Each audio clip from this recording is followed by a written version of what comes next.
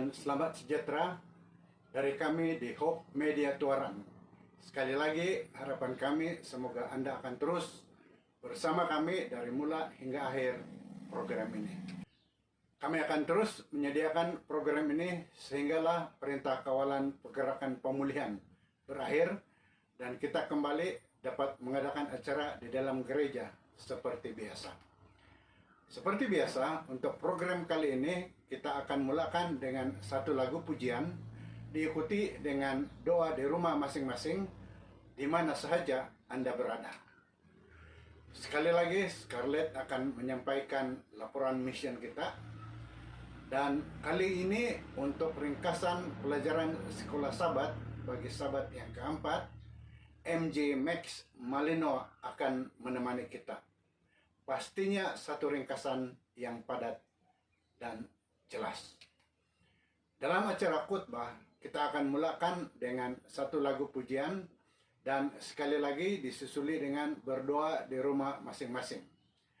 Selepas itu, kita akan ditemani oleh Gabriel Nino yang akan menyampaikan khotbah kanak-kanak yang bertajuk Nothing is Impossible with God. Ini disusuli dengan bacaan persembahan dan persepuluhan yang akan disampaikan oleh Diakon Tan Po Tai. Sebelum acara khotbah, ada satu lagu khas yang akan disampaikan untuk kita hayati bersama. Baiklah, mari kita mulakan acara ini dengan menyanyi satu lagu pujian dari buku LPMI nomor 38, Yesus Sahabat Terindah. Mari kita nyanyi bersama.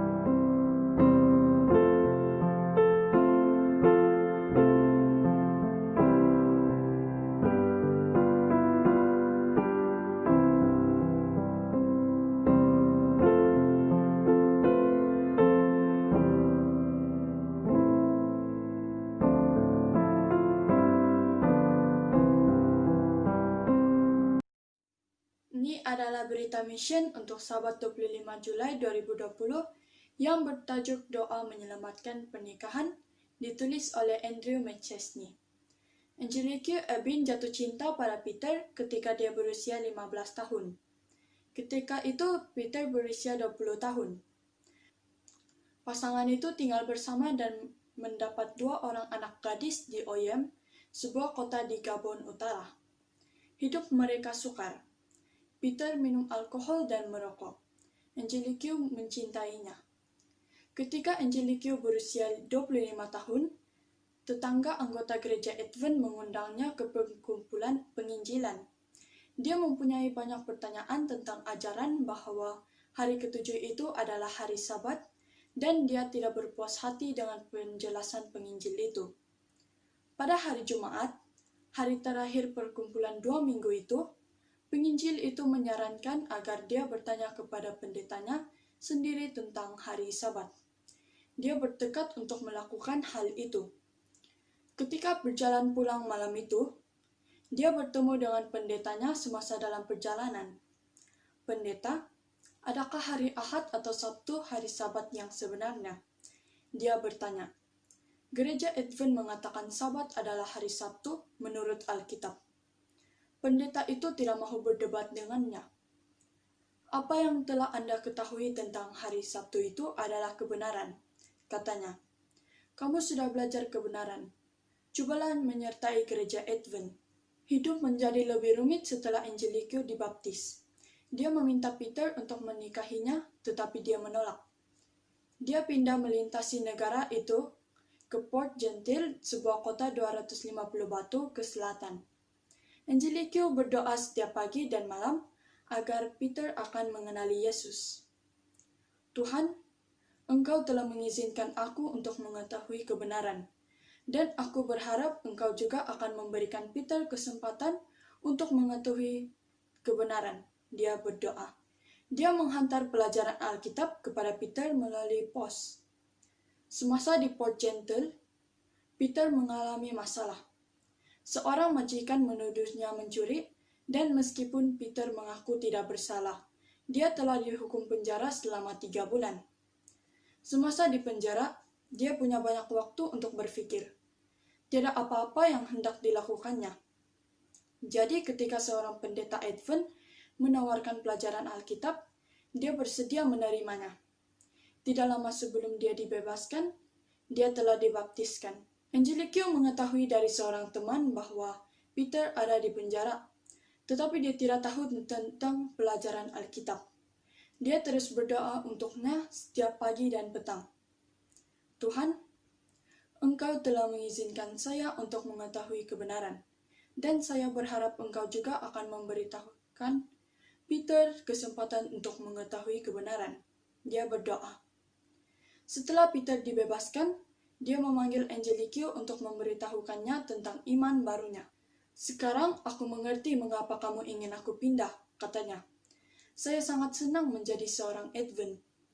Angelique sangat gembira. Dia masih mencintai Peter.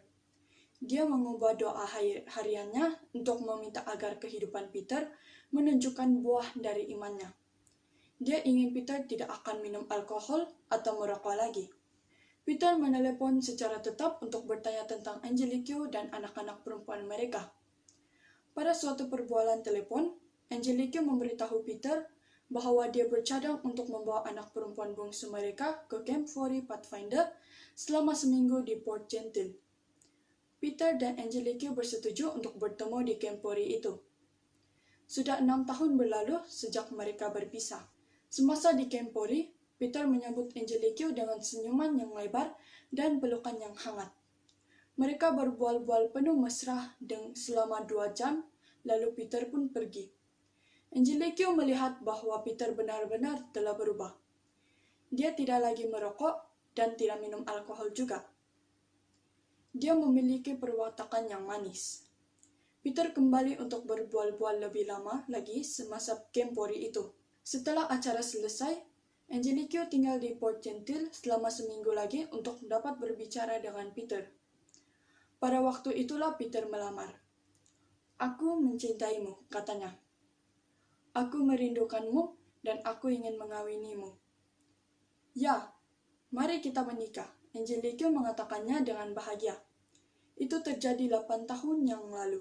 Pada masa ini, Peter melayani sebagai elder di sebuah gereja di ibu kota Gabon, Libreville, dan mengasihi Yesus dengan sepenuh hati. Angelique juga sangat bahagia. Selama masa-masa kelam itu, dia menemukan harapan di dalam Matius 6 ayat 33, di mana Yesus berkata, "Tetapi carilah dahulu kerajaan Allah dan kebenarannya, dan semua hal ini akan ditambahkan kepadamu." "Tujuan pertama kami adalah mencari kerajaan Allah," kata Angelique. "Jika Anda seorang yang beriman, tetapi pasangan Anda tidak, teruslah berdoa karena Tuhan dapat melakukan keajaiban di dalam hati." Setelah 6 tahun, Tuhan menjawab doaku. 3 tahun lalu, sebahagian daripada persembahan Sabat ke-13 telah membantu membangun sekolah menengah untuk 280 pelajar di kota kelahiran Angelique, Libreville di Gabon. Terima kasih kerana merancang untuk menyediakan persembahan Sabat ke-13 yang besar pada suku tahun ini untuk membantu membangun sekolah di 2 negara Afrika yang lain, yaitu Guinea dan Liberia. Shalom, Tuhan memberkati Anda.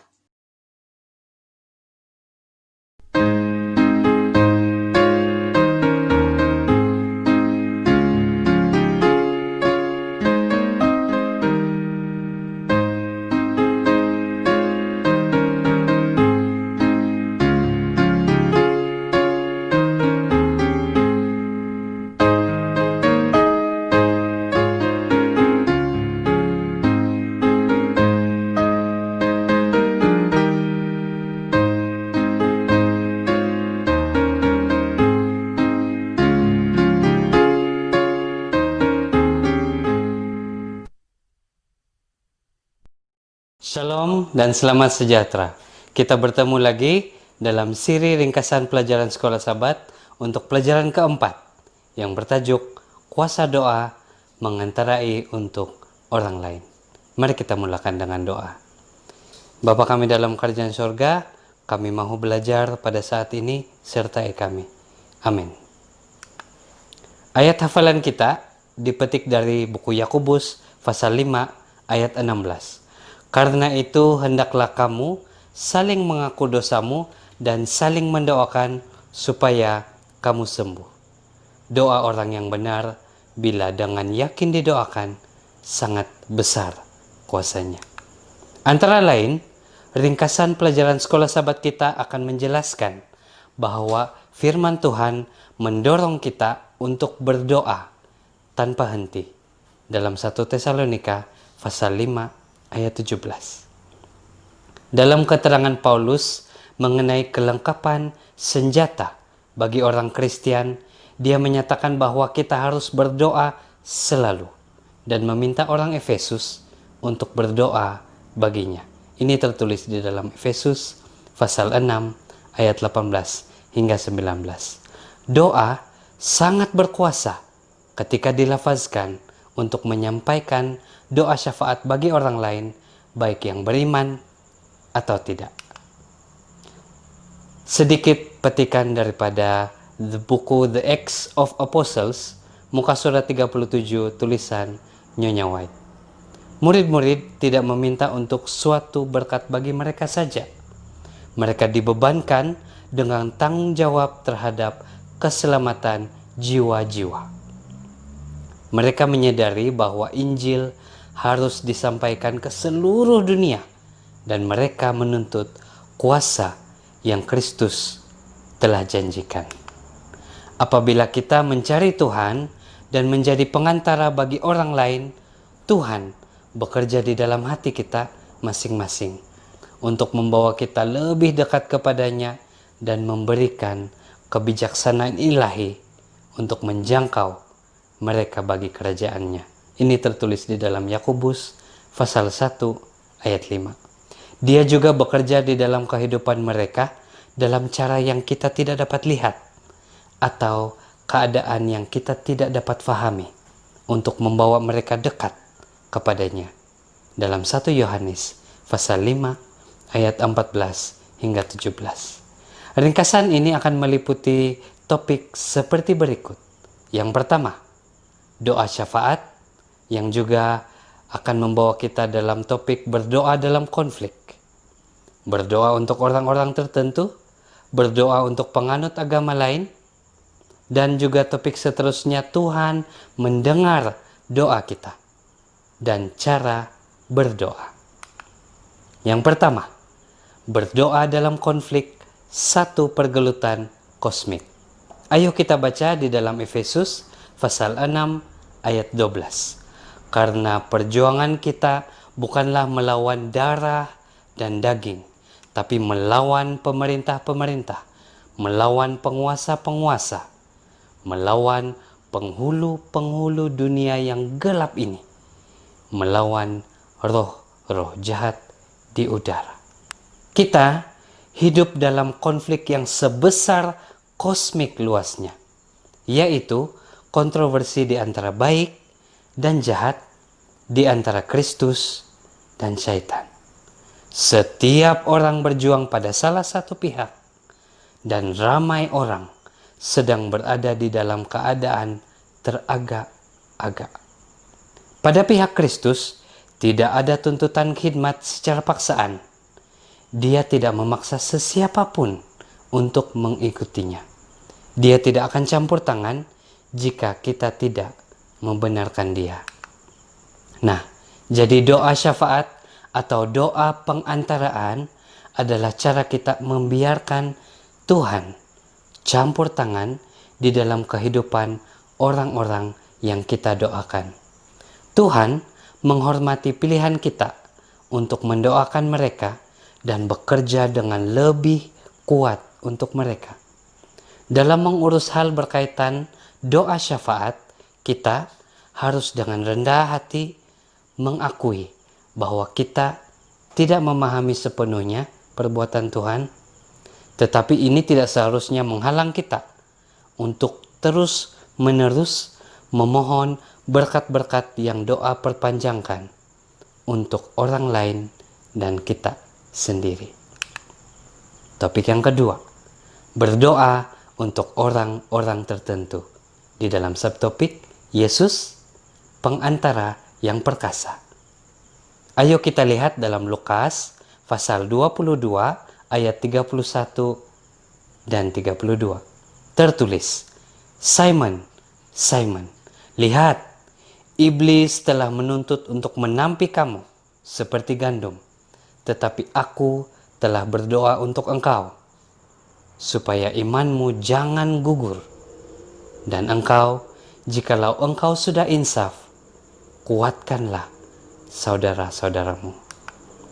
Pemenang jiwa yang efektif adalah para wanita dan para lelaki pendoa. Yesus mendoakan Petrus dengan menyebut namanya. Dia meyakinkan Petrus bahwa pada waktu godaan terbesar menimpanya, dia akan berdoa untuknya. Syaitan memahami dengan baik potensi Petrus dalam mengembangkan kerajaan Tuhan. Dia merancang untuk melakukan apa saja yang mungkin untuk menghancurkan pengaruh positif Petrus di dalam gereja Kristen. Namun, melalui semua godaan-godaan itu, Yesus berdoa untuk Petrus, dan doa-doa Tuhan Yesus ini dijawab. Betapa satu kenyataan yang menyenangkan apabila mengetahui bahwa Juru Selamat berdoa untuk kita juga. Dia mengundang kita untuk bersama-sama dengannya dalam pekerjaan melayangkan doa syafaat dan mengangkat orang lain dengan menyebut nama mereka di hadapan kerajaannya. Yesus adalah seorang yang sentiasa berdoa selama dia tinggal di bumi. Semakin sukar konflik itu, semakin banyak masa dia menumpukan pada doa. Dia tidak bergantung kepada kekuatannya sendiri untuk mengatasi bala tentara kejahatan. Dia selalu bergantung pada kekuatan Dia yang maha kuasa, yang dia pohon melalui doa.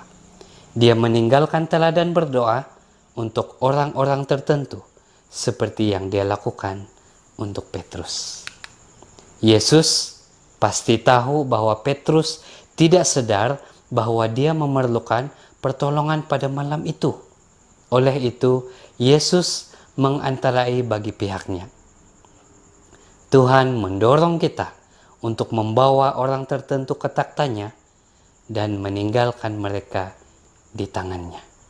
Kita mesti bertahan dan meneruskan usaha sehingga kita melihat buahnya. Ingatlah bahwa Yesus juga sedang mengantarai untuk kita semua sekarang ini juga. Berdoa untuk umat percaya lain. Doa perantaraan Paulus. Satu lagi topik, mari kita baca kenyataan Paulus di dalam Efesus pasal 1 ayat 16. Aku pun tidak berhenti mengucap syukur karena kamu, dan aku selalu mengingat kamu dalam doaku. Paulus sentiasa berdoa untuk umat percaya yang lain. Apa yang dia minta untuk mereka? Mari kita lihat dalam Efesus pasal 1 ayat 17 hingga 23. Pertama, agar Tuhan memberi mereka hikmat dalam ayat 17. Kedua, agar mereka mengenali Allah lebih baik juga pada ayat ke-17. Ketiga, agar mereka mengenali pengharapan pada panggilannya ayat ke-18. Keempat, agar mereka mengenali warisan berkemuliaan yang akan datang. Ini juga pada ayat ke-18. Dan yang terakhir, kelima, agar mereka mengenali kuasa Allah. Ini pada ayat ke-19 hingga ke-23. Paulus juga selalu bersyukur atas pertumbuhan rohani saudara-saudaranya. Seperti dalam doanya di dalam Filipi 1 ayat 3 hingga ayat 11. Dia berdoa agar mereka terus maju dalam iman.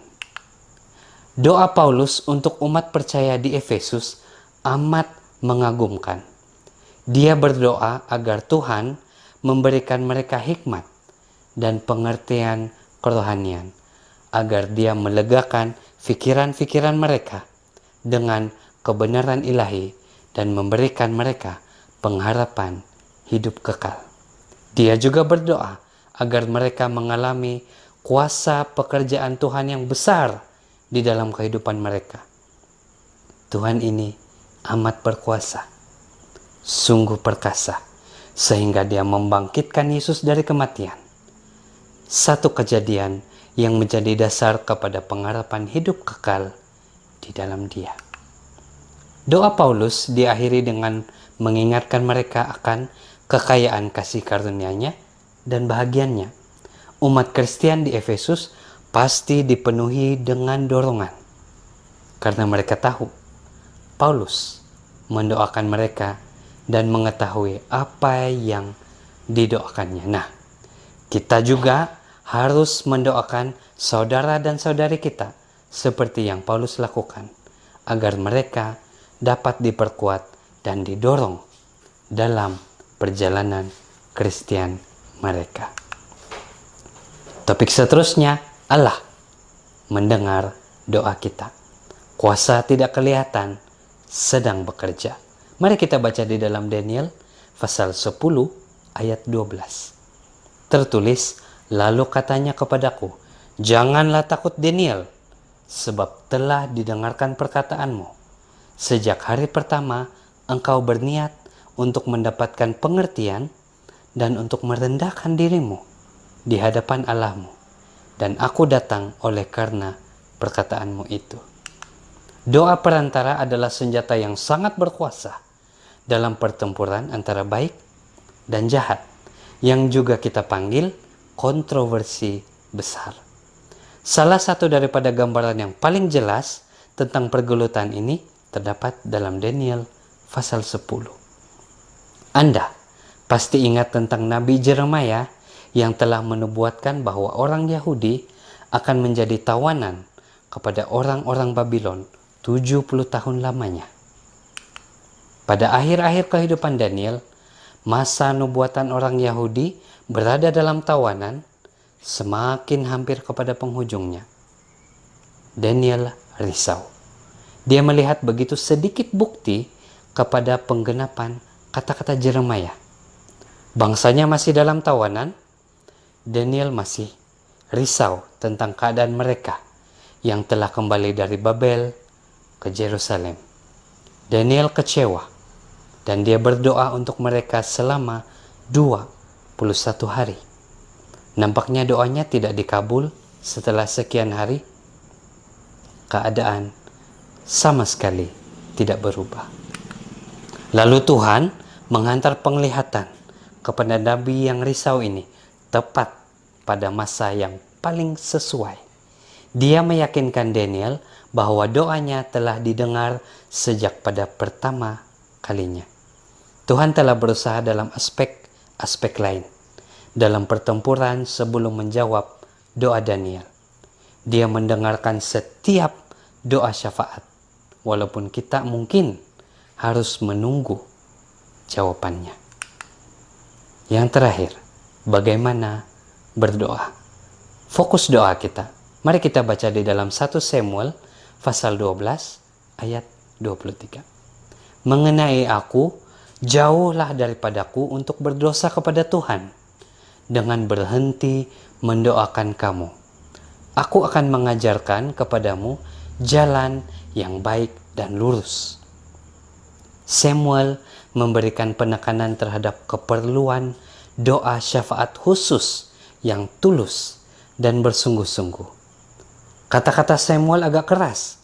Dia berteriak, jauhlah daripadaku untuk berdosa kepada Tuhan dengan berhenti mendoakan kamu. Dalam 1 Samuel pasal 12 ayat 23. Kita hampir boleh mendengar gema doa Samuel dalam kata-kata Ayub. Dalam Ayub pasal 16 ayat 21, supaya ia memutuskan perkara antara manusia dengan Tuhan. Merayu kepada Tuhan untuk mereka yang belum mengenal Kristus adalah tugas kita. Doa syafaat kita harus bersungguh-sungguh, ikhlas, dan khusus. Paulus berdoa untuk orang-orang tertentu, contohnya rekan-rekan sekerjanya dan gereja-gereja tertentu. Contohnya gereja di Efesus dan juga di Filipi. Dia juga meminta gereja untuk berdoa bagi pembebasannya atau agar perkabarannya diperkasakan. Ini kita boleh lihat di dalam Filipi pasal 1 ayat 19 dan juga di Kolosi pasal 4 ayat 3. Kita harus berdoa bagi mereka yang kita ketahui bahwa mereka belum bertemu dengan juru selamat mereka. Ini dalam Yohanes pasal 17 ayat 20. Agar iman umat percaya diteguhkan. Ini dalam Efesus pasal 3 ayat 14 hingga 16. Agar Tuhan melanjutkan pengampunannya kepada mereka juga. Ini tertulis di dalam 1 Yohanes pasal 5 ayat 16. Dan juga untuk melindungi mereka yang sedang mengalami masa yang sukar. Apabila kita berdoa untuk orang lain, kita menjadi saluran berkat Tuhan kepada mereka. Akhir sekali, pada kali ini kita baca petikan dari pena inspirasi tulisan Nyonya White daripada buku That I May Know Him, 13 Mac. Apakah yang difahami oleh doa syafaat? Ini adalah rantai emas yang mengikat manusia hingga sampai ke takhta Tuhan yang tidak terhingga. Ejen manusia yang untuk mereka Kristus telah mati mendesakkan takhta Tuhan, dan permintaan doanya diambil oleh Yesus yang telah membelinya dengan darahnya sendiri. Imam besar kita yang agung meletakkan kebenarannya di pihak pendoa yang ikhlas, dan doa Kristus berpadu dengan doa manusiawi. Ini adalah satu cabaran untuk kita pada hari ini. Adakah Anda ingin menjalani satu kehidupan berdoa yang lebih perkasa? Adakah Anda ingin menjadi pendoa syafaat yang luar biasa bagi Tuhan? Sebelum kita akhiri, saya kongsikan 3 langkah praktikal yang boleh kita ikuti. Yang pertama, sisihkan masa dan tempat yang khusus untuk memohon dari Tuhan keselamatan bagi orang lain. Mintalah Tuhan untuk menyatakan kepada Anda nama orang yang perlu Anda doakan. Luangkan masa untuk memikirkan mengenai mereka yang berada di dalam lingkungan pengaruh Anda yang memerlukan doa Anda. Roh Kudus akan membisikkan kepada Anda orang yang sedang melalui pergolakan kerohanian dan yang paling memerlukan doa pada hari tersebut. Mari kita sama-sama memulakan satu amalan berdoa untuk orang lain. Shalom, Tuhan memberkati. Ayo kita berdoa. Bapa kami dalam kerajaan sorga, kami sudah mempelajari sedikit daripada firman-Mu. Ajar kami, pimpin kami untuk teruskan semua itu. Dalam nama Yesus kami berdoa. Amin. Kita jumpa lagi. Terima kasih.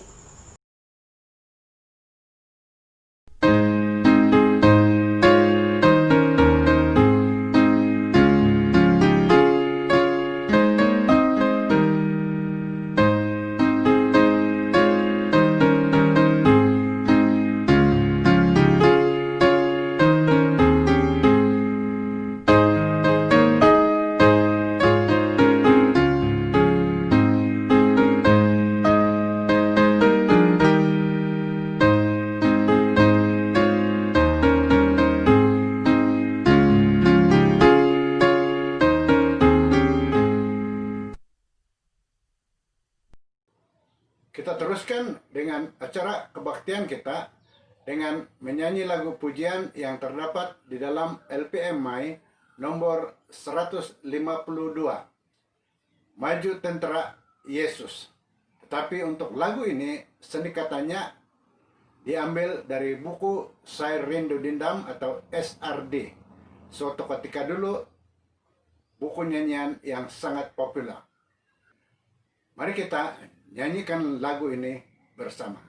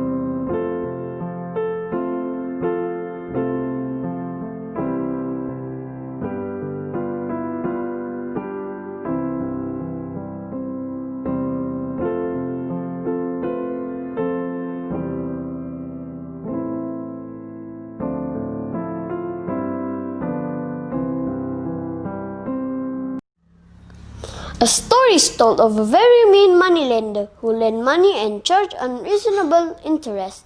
One of his borrower is an old farmer. He had a very beautiful young daughter who helped him in his farm. The farmer would plough his land and prepared the land for planting. After harvesting, his daughter would help the old man bring bags of harvested rice to the moneylender to pay for the money they borrowed. One day, the rain didn't come, and all the farmer couldn't plant any crop. However, the cruel moneylender was unreasonable and demanded repayment. Even though he knew there was no crops produced in all the lands, the old farmer begged for mercy and asked for time for him to pay back after the next crop is harvested. But the mean moneylender instead asked the old man to give his daughter as payment for the money he borrowed, saying, "If I marry your daughter, all your debts will be repaid." The old man begs the moneylender for mercy. Then the moneylender said he will give him a chance. There were some pebbles on the ground, around them mostly black and white pebbles. He will put the black and the white pebbles inside a cloth bag, and he will ask the old farmer his daughter to pick one of the pebbles from the bag without looking inside. If she picks a white pebble, the old farmer daughter will go free and all the money they owed will be repaid in full. But said the mean moneylender, if she picks a black pebble, then she will have to marry him and their debt will be repaid. The mean moneylender is going to play a dirty trick on the girl.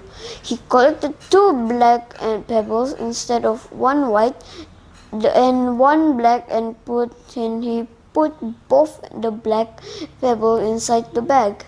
However, the girl saw what the moneylender had done and she became very worried. "That's impossible," she thought to herself. "Regardless of which pebble she picked, it will always be black, and she will have to marry the moneylender." Then she remembered to pray. In silence she said, "God, please help me. I don't want to be with this cruel moneylender. Please help me and teach this man a lesson. Amen," she said in her heart. The moneylender urges her to pick a pebble from the bag. Slowly and nervously she put her hand inside the bag and picked one pebble and grasped it tight in her palm.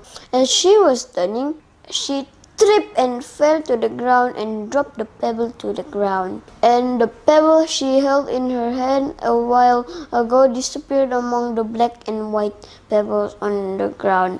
She turned to the moneylender and said, "I am sorry, sir, but I dropped the pebble on the ground. Please check the other pebble left in the bag. If it is black, then surely the one that I picked must have been white," she said.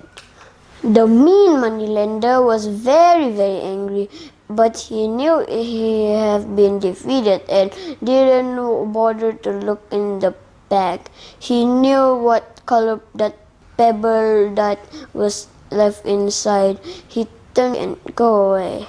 The farmer and his daughter were saved from a very difficult situation. All their debts repaid, and they are now free to continue with their farming activities. When you are in difficult situation, turn to God, for nothing is impossible with God. Amen and God bless. Menjadi seorang Kristen berarti saya sekarang menerima kenyataan bahwa saya adalah seorang yang berdosa. Menerima kematian Kristus menggantikan saya untuk pengampunan dosa-dosa saya. Ingin menerima hati yang baru dan menerima ketuhanan Kristus dalam hidup saya. Ini adalah pilihan radikal yang mempengaruhi semua bidang kehidupan saya. Kriteria dan atau persepsi saya sendiri tidak lagi menjadi ukuran yang digunakan membuat keputusan. Karena saya tahu bahwa betapa liciknya hati, lebih licik daripada segala sesuatu. Sebaiknya sekarang saya sudah menerima ketuhanan Yesus dan sudah menyerahkan hidup saya kepada firman-Nya. Seseorang tidak dapat memiliki Yesus sementara menolak firman-Nya karena dia dan firman-Nya tidak dapat dipisahkan. Penyerahan seperti inilah yang dimaksudkan oleh Salomo yang bijaksana dan seruannya. Percayalah kepada Tuhan dengan segenap hatimu, dan janganlah bersandar kepada pengertianmu sendiri.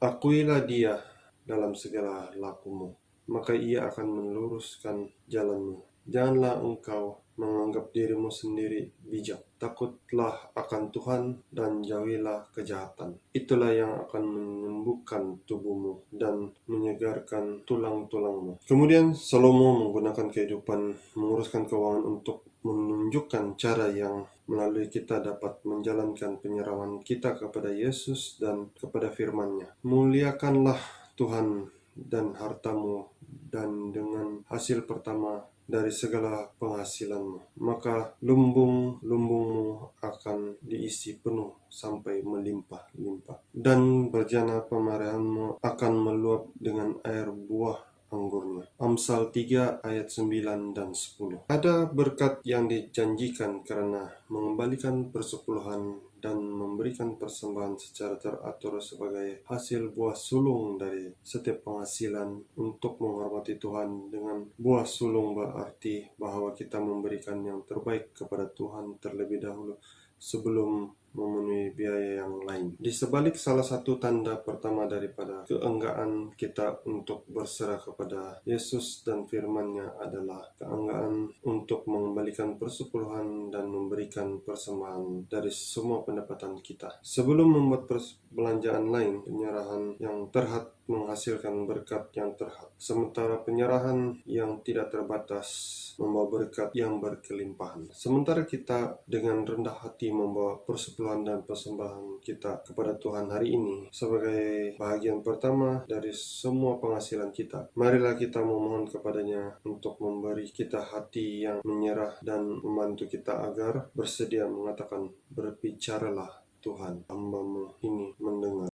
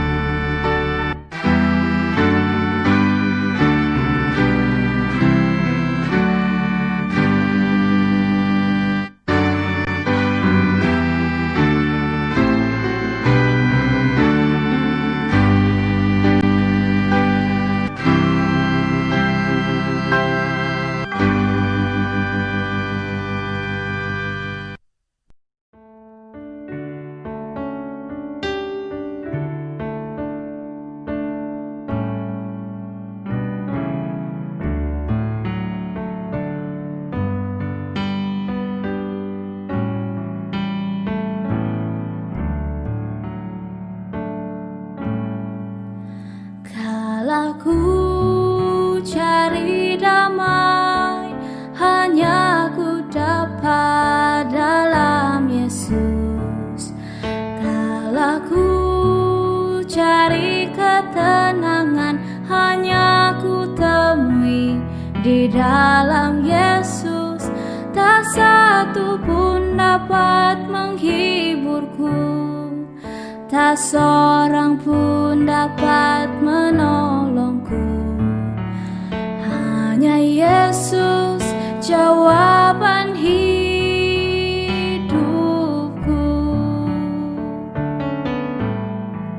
Bersama Dia hatiku damai,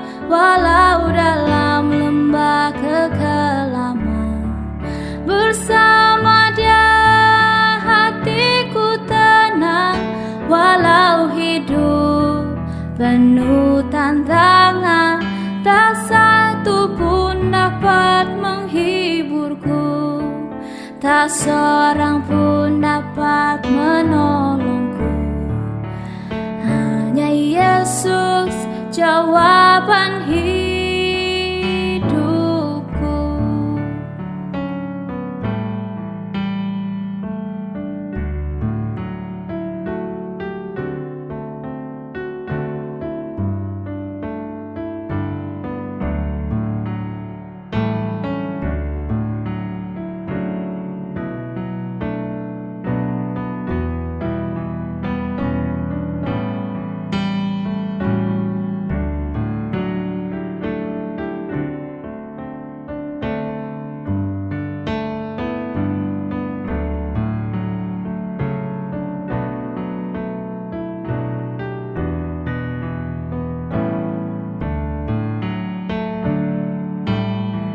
Bersama Dia hatiku damai, walau dalam lembah kegelapan. Bersama Dia hatiku tenang, walau hidup penuh tantangan. Tak satu pun dapat menghiburku, tak seorang pun dapat menolongku. Hanya Yesus jawaban hidupku.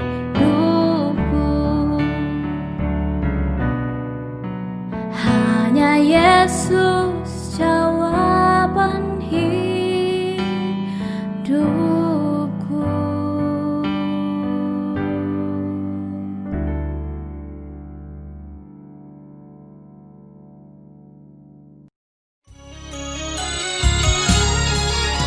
Siapkan hatiku Tuhan untuk dengar firman-Mu saat ini. Ku sujud menyembah-Mu Tuhan, masuk hadirat-Mu saat ini. Curahkan urapan-Mu Tuhan bagi jemaat-Mu saat ini. Ku siapkan hatiku Tuhan untuk dengar firman-Mu.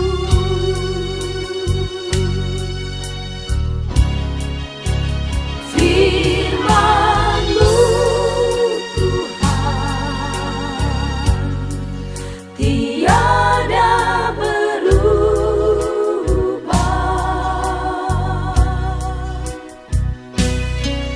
Dahulu, sekarang, selama-lamanya tiada berubah.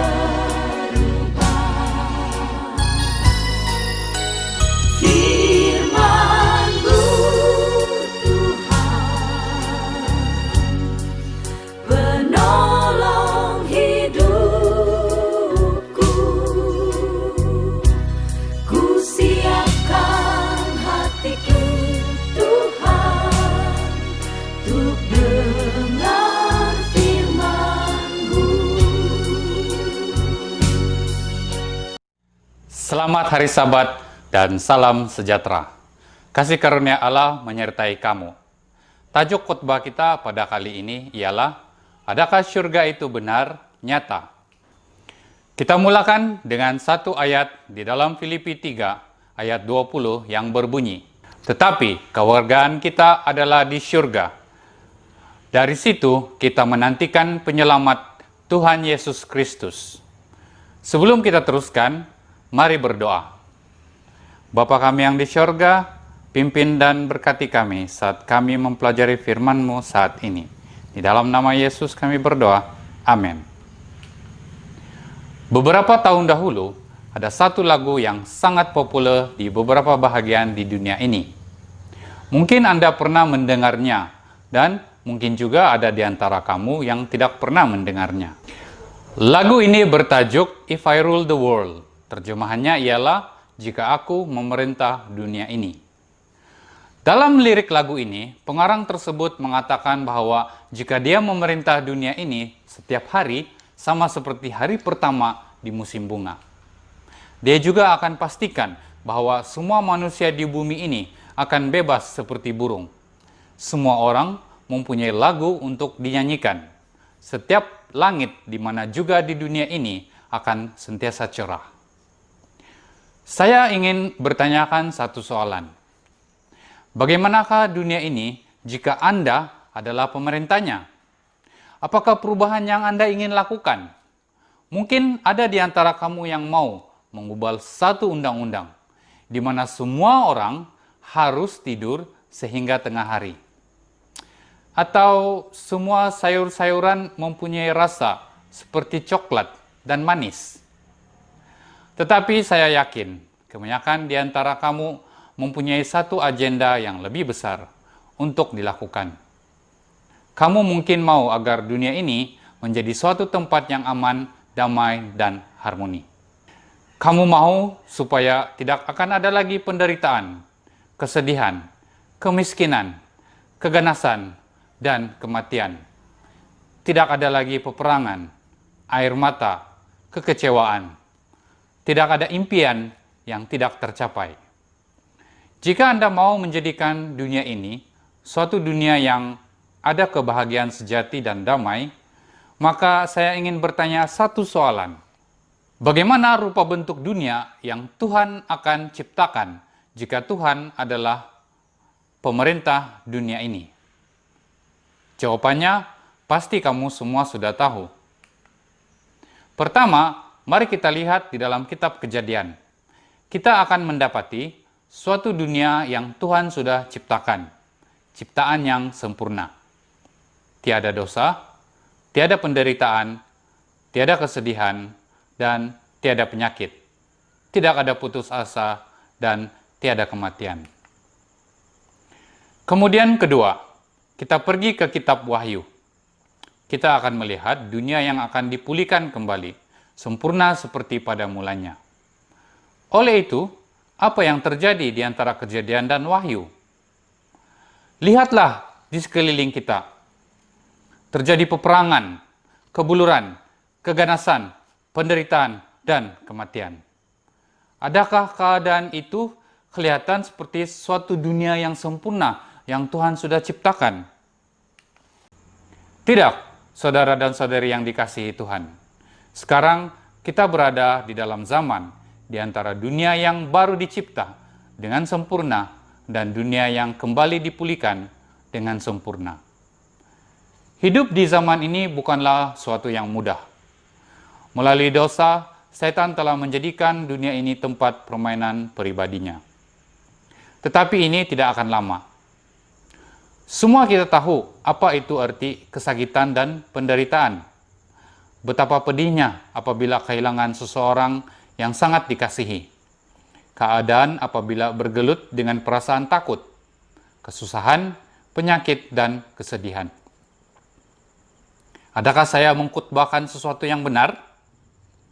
Ketika ini saya berada di hadapan saudara-saudari dan memegang buku ini. Buku yang hebat, yaitu Alkitab, yang memberitahukan kita bahwa kita hampir melepasi segala kesusahan yang ada di dunia ini. Bahwa tidak lama lagi kita akan pulang. Kita akan pulang dan bersama Bapa di surga yang kekal, tinggal selama 1000 tahun. Dan kita akan kembali ke sini, di dalam dunia yang baru, yang dipulihkan oleh Allah, untuk tinggal di sini selama-lamanya. Allah telah menciptakan dunia. Mungkin kita panggilnya sebagai bumi pertama. Bumi ini dalam keadaan sempurna dalam setiap hal. Tetapi dosa telah memasukinya dan mencemarkannya dan memusnahkan apa yang Tuhan sudah ciptakan. Tetapi masanya akan tiba apabila Tuhan mencipta semula dunia ini, membuatnya kembali sempurna. Dan dalam kesempatan ini kita akan menikmati apa yang Alkitab katakan tentang dunia yang dipulihkan menjadi baru. Kita akan melihat kepada keajaiban yang hebat di dalam bumi kedua. Semasa Tuhan menciptakan dunia dahulu, semua yang diciptakannya adalah baik. Bayangkan bagaimana rasanya tinggal di Taman Eden. Udaranya segar, ladang-ladang dengan gandum yang subur, padang rumput dengan pelbagai jenis bunga. Bukit di Taman Eden indah belaka, berbanding dengan apa yang kita lihat sekarang di dunia ini. Tidak ada kematian, tidak ada daun yang kering dan jatuh. Bunga-bunga mengekalkan warnanya. Kuning, merah, ungu, semuanya tidak pernah pudar. Buah-buah yang segar dari tangan pencipta tanpa racun. Buah durian, anggur, pisang, mangga dan sebagainya sedap dimakan. Sungai dan anak-anak sungai penuh dengan segala jenis ikan dalam pelbagai bentuk dan warna. Coba bayangkan bagaimana rasanya menyelam di dalam sungai di Taman Eden. Binatang yang tidak takut sesama sendiri. Allah menempatkan Adam dan Hawa di taman itu. Rencana Allah adalah bahwa mereka akan hidup selama-lamanya. Allah telah memberikan Adam dan Hawa tubuh yang sehat. Tidak ada penghalang di antara Adam dan Hawa. Tidak ada penghalang di antara mereka dengan pencipta mereka. Tidak ada syak wasangka, kebencian, rasa cemburu, dan tidak ada mainan politik. Tetapi dosa telah mengganggu rencana Tuhan yang baik itu. Adam dan Hawa memberontak melawan Allah. Mereka meletakkan keinginan dan pendapat mereka sendiri mengatasi kekuasaan dan kedaulatan Allah. Allah terpaksa memberitahu mereka bahwa mereka harus meninggalkan Taman Eden, jauh dari pohon kehidupan, agar mereka tidak menjadi orang berdosa yang hidup selama-lamanya. Allah telah berjanji kepada Adam dan Hawa bahwa Eden akan dipulihkan. Para nabi sepanjang zaman menantikan masa pemulihan itu. Seperti yang difirmankan Allah dengan perantaraan nabi-nabinya yang kudus di zaman dahulu. Allah telah berjanji bahwa pada suatu hari nanti, Dia akan mencipta semula dunia ini. Airnya akan sentiasa bersih. Keadilan terdapat di mana-mana. Tidak ada kanak-kanak yang menderita kelaparan. Segala perkara akan dipulihkan seperti biasa. Alkitab berkata di dalam 2 Petrus 3 ayat 13, tetapi sesuai dengan janjinya, kita menantikan langit yang baru dan bumi yang baru di mana terdapat kebenaran. Wujud satu masalah dalam masyarakat dunia kita pada masa ini. Pikiran kita menjadi bingung dengan kereta mewah, rumah, pakaian yang telah menjadi Tuhan kita. Personality TV telah menjadi dewa kita. Pikiran kita hanya tertumpu kepada apa yang kita lihat. Suatu hari nanti di dunia yang baru, tidak ada lagi yang menderita, bersedih, berkabung, dan tidak ada lagi kematian. Itulah kenyataannya. Suatu hari nanti, kita akan sama-sama memandang ke langit. Seperti di dalam Wahyu 1 ayat 7 menggambarkan peristiwa pada hari itu. Lihatlah, Dia datang dengan awan-awan, dan setiap mata akan melihat Dia. Itulah realitinya. Suatu hari nanti, Kristus akan datang kembali. Yesus pernah berkata di dalam Matius 16 ayat 27, sebab anak manusia akan datang dalam kemuliaan Bapanya, diiringi malaikat-malaikatnya. Pada waktu itu, Ia akan membalas setiap orang menurut perbuatannya. Suatu hari nanti, langit dan bumi yang tercemar akan memancarkan dan memantulkan kemuliaan Allah. Di dalam 1 Tesalonika 4 ayat 16 berkata, sebab pada waktu tanda diberi, yaitu pada waktu penghulu malaikat berseru dan sangkakala Allah berbunyi, maka Tuhan sendiri akan turun dari syurga dan mereka yang mati dalam Kristus akan lebih dahulu bangkit. Pernahkah Anda kehilangan seseorang yang dikasihi karena kematian? Ingatlah bahwa Allah akan memulihkan semua perkara. Umat Kristen tidak pernah akan lagi mengucapkan selamat tinggal untuk kali yang terakhir. Suatu hari nanti bumi akan bergoncang dan gemuruh akan menjangkau langit. Mereka yang telah pergi akan dibangkitkan dan akan berdiri di samping kamu, sama-sama memandang ke langit yang disinari oleh kemuliaan Allah. Itulah realitinya. Para penonton yang dikasihi sekalian, Kristus akan datang dan memulihkan semua perkara. Sangat jelas sekali bahwa ada sesuatu yang tidak kena dalam dunia ini. Di Afrika, satu suku bangsa membunuh orang-orang dari bangsa yang lain. Di Timur Tengah, penduduk Palestina dan Israel saling berperang. Di Utara Ireland, umat Protestan berperang dengan umat Katolik. Kanak-kanak dengan perut yang mengembung mati kebuluran. Di Leburaya, pemandu yang mabuk melanggar kanak-kanak. Di hospital, ramai yang mati akibat penyakit. Sudah pasti ada yang tidak betul dalam dunia ini. Kristus pernah berkata bahwa masalah dunia ini tidak akan berterusan selamanya. Yesus akan memulihkan semua perkara. Kita tidak diciptakan untuk sakit, bersedih, menderita, atau putus asa. Kita telah diciptakan untuk menjadi bahagia, gembira, girang, untuk hidup selama-lamanya, dan bukan untuk mati. Alkitab berkata bahwa suatu hari nanti apabila Yesus datang kembali, tubuh kita akan diubah. Alkitab menjelaskan proses ini di dalam 1 Korintus 15 ayat 52 dan 53. Dan kita semua akan diubah. Karena yang dapat binasa ini harus mengenakan yang tidak dapat binasa. Dan yang dapat mati ini harus mengenakan yang tidak dapat mati. Tubuh kita terdiri dari bahan yang mudah binasa. Berita baiknya ialah suatu hari nanti mereka yang buta akan dapat melihat, mereka yang pekak akan dapat mendengar. Semua jenis penyakit seperti darah tinggi, kencing manis, sakit tulang, kanker, COVID-19 dan sebagainya akan hilang. 1 Tesalonika 4 ayat 17 berkata, sesudah itu, kita yang hidup, yang masih tinggal, akan diangkat bersama dengan mereka dalam awan menyongsong Tuhan di angkasa. Demikianlah kita akan selama-lamanya bersama dengan Tuhan. Inilah berita baik untuk kita. Yesus akan datang dan memberikan tubuh yang baru kepada kita. Bagaimanakah pula keadaan tubuh yang tidak binasa itu nanti? Adakah ia seperti uap yang di udara tidak kelihatan? Pada masa ini, kita memiliki tubuh yang fana. Tetapi kita akan dibangkitkan, diubah, dan dalam tubuh kita yang baru itu, dosa seolah-olah tidak pernah masuk. Yang tetap kekal adalah identiti kita. Adakah kita akan dikenali oleh sahabat dan rekan kita? Jawabannya ya, sudah pasti.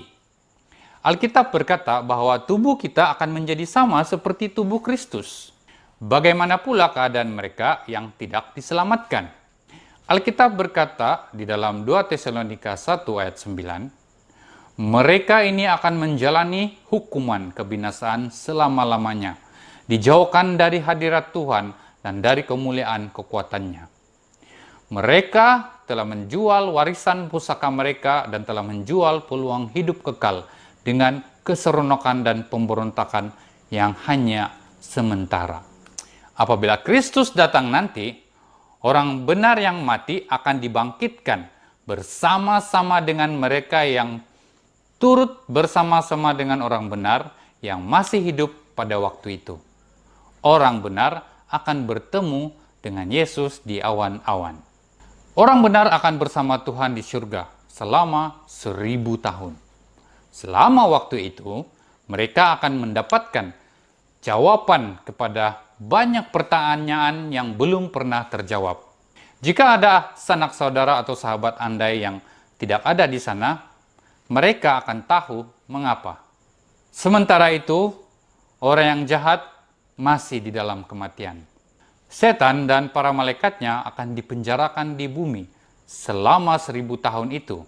Karena sepanjang masa itu, tidak ada lagi manusia yang hidup untuk digoda, dan mereka hanya menantikan nasib yang bakal mereka terima. Pada akhir 1000 tahun, kota suci akan turun dari Allah, keluar dari surga.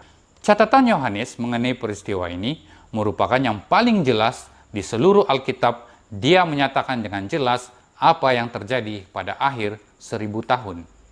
Wahyu 21 ayat 1 berkata, "Lalu aku melihat di langit yang baru dan bumi yang baru, sebab langit yang pertama dan bumi yang pertama telah berlalu, dan laut pun tidak ada lagi." Apakah maksudnya laut pun tidak ada lagi? Semasa menulis ayat ini, Yohanes berada di Pulau Patmos. Laut telah memisahkan dia dari kaum keluarganya.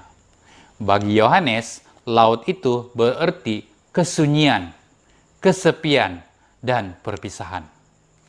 Apa yang Yohanes katakan sebagai laut adalah perpisahan yang tidak akan ada lagi apabila kita semua kembali bersatu. Yohanes meneruskan dalam ayat kedua, "Dan aku melihat kota yang kudus, Yerusalem yang baru, turun dari surga, dari Allah, yang berhias bagaikan pengantin perempuan yang berdandan untuk suaminya." Ayat 3 meneruskan, "Lalu aku mendengar suara yang nyaring dari takhta itu berkata, 'Lihat, kemah Allah ada di tengah-tengah manusia, dan ia akan diam bersama-sama dengan mereka.'" Inilah pengumuman yang paling penting dalam sejarah dunia, bahwa kota suci akan turun dari surga. Pengumuman ini datang dari Tuhan sendiri. Tuhan memiliki semula dunia ini yang diumpamakan dengan domba yang hilang dalam alam semesta. Allah memindahkan kota suci dan takhtanya ke dalam dunia yang sudah ditebus ini dan menjadikan dunia ini baru. Alam semesta berputar mengelilingi takhta Allah. Surga pasti adalah suatu tempat yang benar nyata. Keluar dari debu dunia yang lama, Allah menciptakan dunia yang baru. Alkitab berkata dalam Wahyu 21 ayat 4, "Dan ia akan menghapus segala air mata dari mata mereka, dan maut tidak akan ada lagi. Tidak akan ada lagi perkabungan atau ratap tangis, atau duka cita, sebab segala sesuatu yang lama itu telah berlalu." Semua ini sudah berakhir. Sudah tidak ada lagi dosa, kesedihan, air mata, senjata api, dan peperangan. Tidak ada lagi bom, rumah haram, kesepian, dan kekecewaan. Tiada ancaman wabak penyakit yang memaksa kita menghadkan, malah menghalang kebebasan kita bergerak. Apakah yang akan kita lakukan nanti selama berjuta-juta tahun tinggal di surga? Kita akan bersama dengan Yesus mengembara ke dunia ciptaan yang lain yang jauh di alam cakrawala, mempelajari semua keajaiban alam semesta. Apakah Anda berminat dalam ilmu alam semula jadi? Para malaikat akan menyertai Anda dan mengajar Anda mengenai misteri klorofil.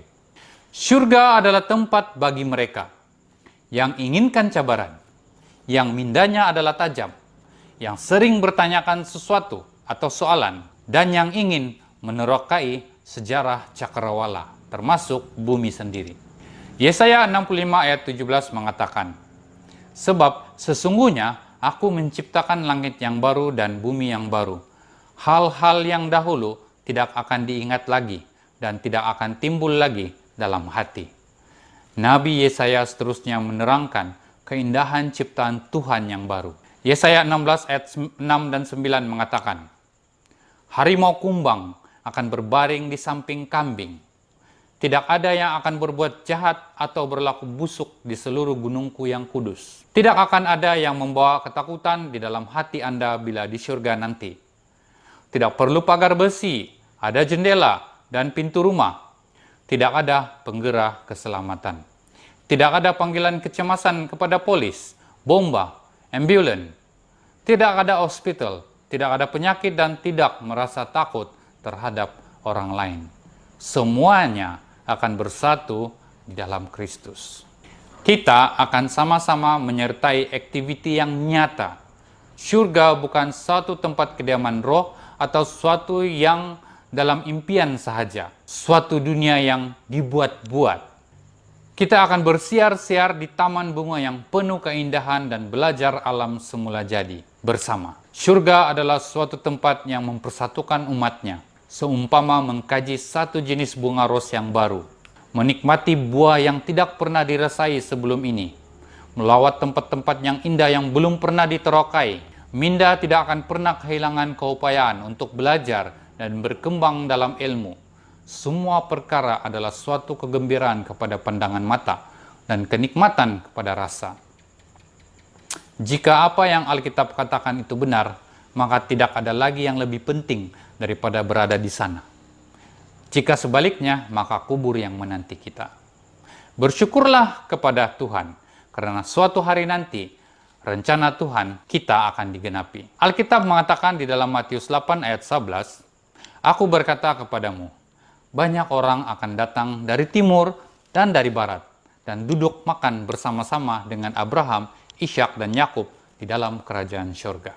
Alkitab berkata kita boleh duduk bersama Abraham dan bertanya kepadanya tentang negeri Ur, tempat orang Kasdim. Adakah dia bercuaca panas seperti sekarang ini? Dan juga bagaimanakah perasaannya ketika mengangkat pisau untuk membunuh Ishak, anaknya. Para penonton yang dikasihi sekalian, perhatikan pengalaman Musa. Alkitab berkata dalam Ibrani 11 ayat 24 dan 25, "Karena iman, maka Musa setelah dewasa menolak disebut anak putri Firaun. Karena ia lebih suka menderita sengsara dengan umat Allah daripada untuk sementara menikmati kesenangan dari dosa." Musa telah memilih kerajaan syurga. Ibrani 11 ayat 26 dan 27 menambah lagi. Ia menganggap penghinaan karena Kristus sebagai kekayaan yang lebih besar daripada semua harta Mesir, sebab pandangannya ia arahkan kepada upah. Karena iman, maka ia telah meninggalkan Mesir dengan tidak takut akan murka raja. Ia bertahan sama seperti ia melihat apa yang tidak kelihatan. Musa sudah menerima pahala yang Allah telah berikan. Musa sudah membuat satu pilihan yang besar. Oleh karena pilihan yang diambil oleh Musa, sekarang dia berada di surga. Kita akan dapat duduk bersama Musa di surga nanti. Bertanya kepada dia tentang pengalamannya menyeberangi Laut Merah. Bertanya perasaannya berjalan di antara dua dinding air. Kita juga boleh bertemu dengan Daniel dan bertanya tentang pengalamannya di dalam gua singa. Adakah dia dapat tidur dengan lena? Adakah kepalanya bersandar kepada salah seekor tubuh singa yang besar? Kita juga boleh bertemu dengan Paulus, bertanya tentang sinaran cahaya yang telah membutakan matanya ketika dia dalam perjalanan ke Damsyik. Kemudian berjumpa dengan Petrus. Petrus menceritakan mengenai ombak di atas Laut Galili. Bagaimana rasanya berjalan di atas ombak laut itu, lalu dia mula tenggelam. Sementara kita berbicara kepada mereka, tentu mereka juga mau mendengar cerita dari kita pula. Kita boleh ceritakan bagaimana rasanya belajar tentang nubuatan. Ceritakan bagaimana pengalaman kamu bertemu dengan majikan untuk mendapatkan cuti pada hari Sabat. Ceritakan bagaimana rasanya menjadi umat Kristen di abad yang ke-20. Ceritakan bagaimana kuasa Tuhan dinyatakan dalam zaman sains dan teknologi. Sidang penonton yang dikasihi Tuhan, kita akan sama-sama berkongsi cerita pengalaman tentang kebesaran Tuhan. Kesaksian kita adalah mengenai Yesus Kristus. Setiap bulan, umat akan bertemu, menyembah Tuhan, makan dari pohon kehidupan. Bayangkan, berkumpul berbakti bersama di hadapan Tuhan di dalam gereja yang paling besar di surga. Pada suatu pagi, kita berjalan menuju ke Ka'bah surga. Dari jauh ia kelihatan bersinar diterangi oleh kemuliaan Allah. Kita melihat choir terdiri dari malaikat yang menyanyikan lagu, "Suci, suci, suci." Allah Bapa berdiri, lalu menceritakan bagaimana dia menciptakan dunia. Yesus berkata, "Bapakku, Roh Kudus dan saya telah menciptakan satu dunia yang sempurna, tetapi pemberontakan telah merosakkan rencana kami." Oleh itu, Yesus telah datang ke dunia, bersedia untuk dikorbankan segala-galanya, malah termasuk surga sendiri, agar semua kita boleh memiliki peluang untuk berada di sana. Sementara Yesus berbicara, kita yang memandang mukanya tidak mampu membayangkan betapa dalam dan besar kasih-Nya itu. Saudara yang dikasihi Tuhan, ada negeri yang amat indah. Kita hanya lihat oleh iman.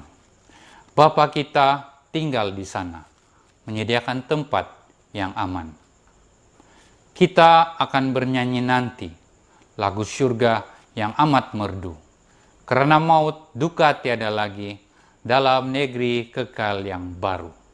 Shalom, Tuhan memberkati Anda semua. Mari kita berdoa. Bapa kami yang ada di dalam kerajaan sorga, terima kasih atas kasih yang Engkau telah berikan kepada kami. Terima kasih karena Engkau sudah memimpin kami melalui Roh Suci. Dan terima kasih karena Yesus sudah mati di kayu salib untuk kami agar kami dapat bersama dengan Tuhan di sorga nanti. Amin. Terima kasih. Kita berjumpa lagi.